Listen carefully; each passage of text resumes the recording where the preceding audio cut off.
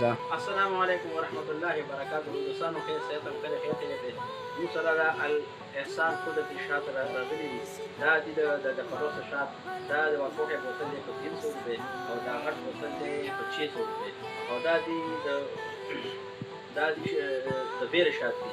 نو دا ورکوټه بوتل دی په 800 روپے او غټ دی په 1500 روپے. دا ډېر ښه اورل شات دی.